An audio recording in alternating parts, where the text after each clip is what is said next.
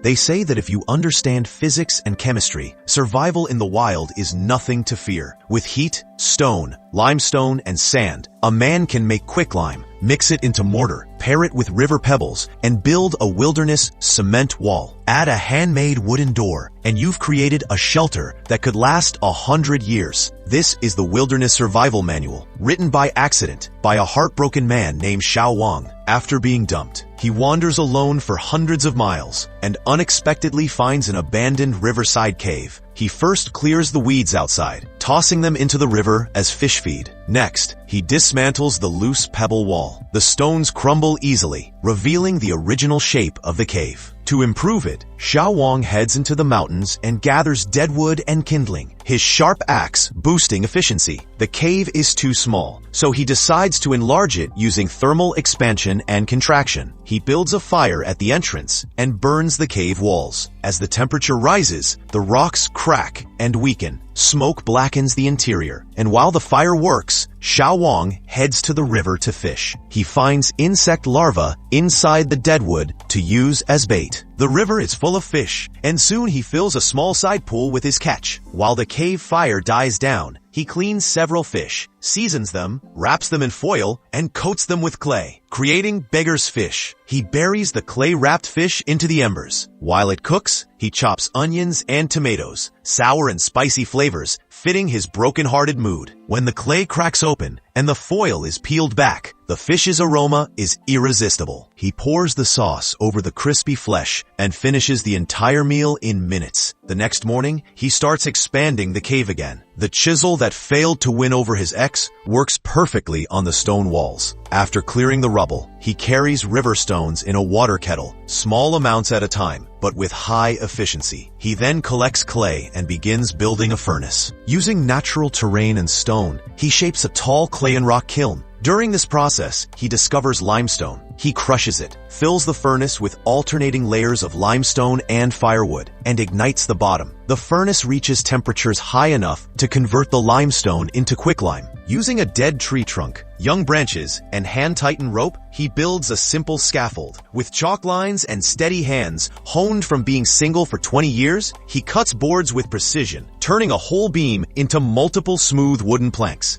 Therefore, making a wooden container, he saws them to equal lengths, carves interlocking joints, drills holes with a hand-crank tool. Piece by piece, he assembles a small, sturdy wooden trough, making it completely watertight. Mixing quicklime with water forms slaked lime. He then mixes slaked lime with sand. Xiao Wang is finally ready to build the new walls of his upgraded cave shelter.